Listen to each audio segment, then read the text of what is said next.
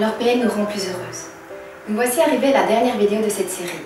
Il est certain que PN nous a sûrement aussi rendu plus ceci ou plus cela et que celui qui préfère voir le verre à moitié vide plutôt que celui à moitié plein trouvera que PN nous a rendu plus mal, plus dépressifs, plus grosses, plus je ne sais pas quoi.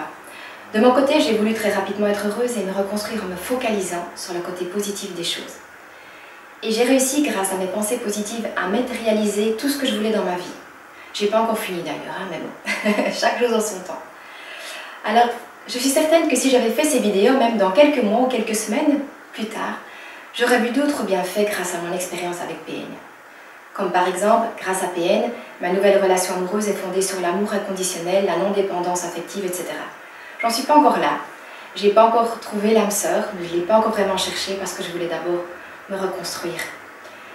Mais voilà, vous voyez, j'ai préféré repousser toute les demandes, car je ne pouvais envisager d'aimer tant que je ne m'aimais pas moi-même.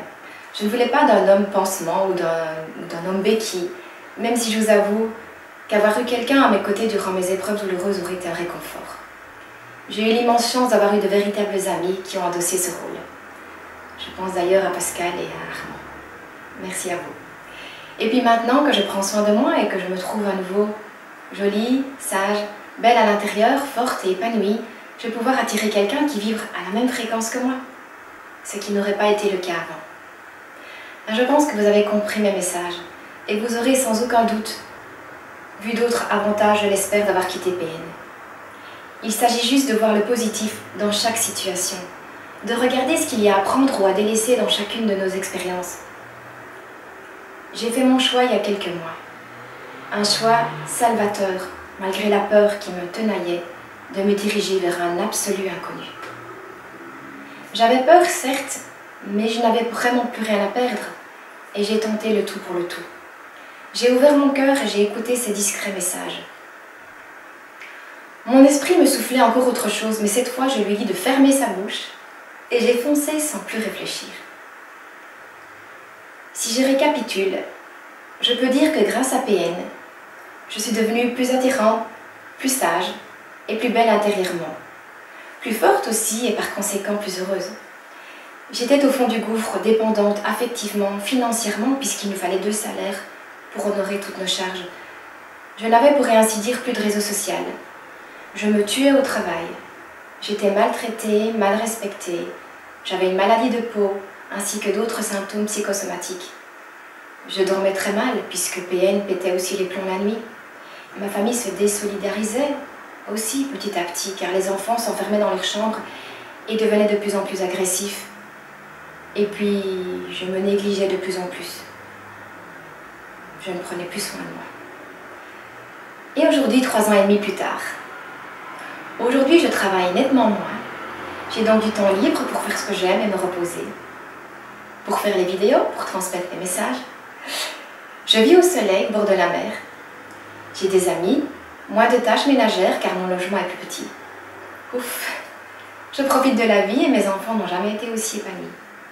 Nous tissons des liens solides, tous les 5, comme cela n'a jamais été le cas. Je suis donc une mère et une femme combinée.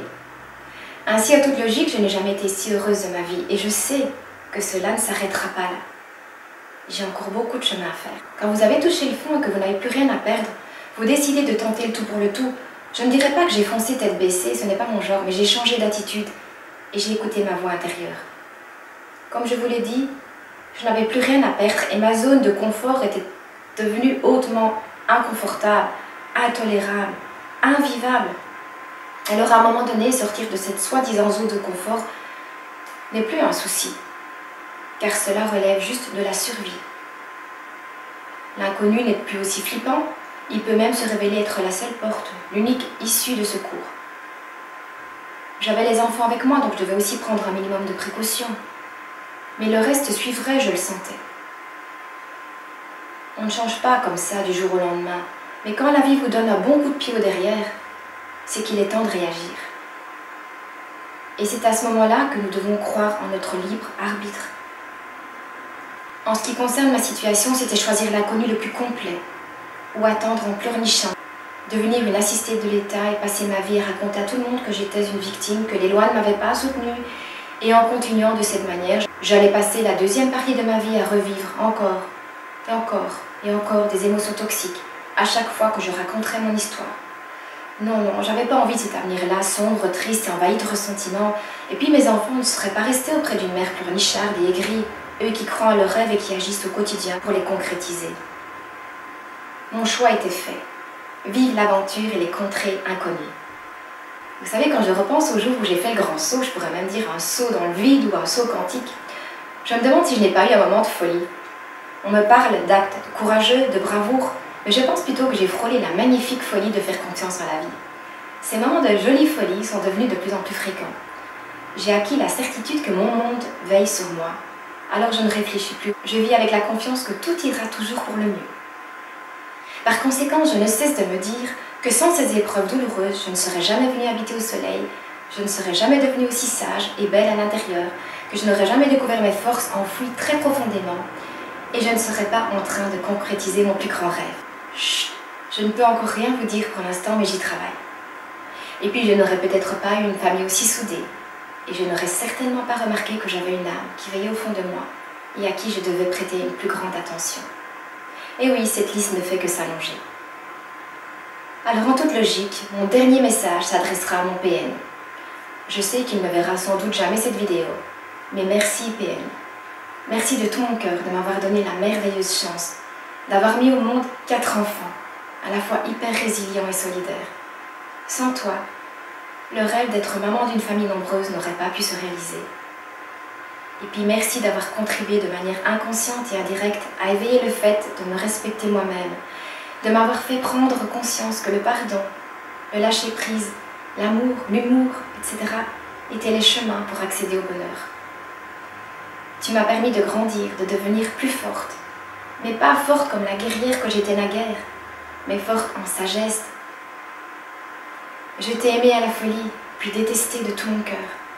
Et aujourd'hui, je ne ressens ni amour, ni haine, mais je suis débordante d'une immense gratitude. Gratitude pour toi, gratitude pour moi d'avoir eu les forces de traverser cet enfer, et puis gratitude pour la vie, pour mon monde qui prend soin de moi quand je le laisse faire. Voilà mon message. Il est plein d'humilité, mais je m'en suis sortie, alors pourquoi pas vous? Ne regardez pas en arrière, ouvrez votre cœur et tirez le meilleur dans toute situation.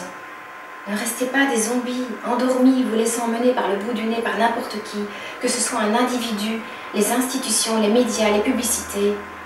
Réveillez-vous et écoutez votre âme, car elle seule sait où vous guider, pour vous aider à faire les bons choix conscients, pour faire de vous l'auteur de votre réalité. Sois le changement que tu veux voir dans ton monde. Allez, en espérant que mes messages vont vous inspirer, j'espère de tout cœur. Faites de votre vie un moment de fête. À bientôt. Ciao, ciao.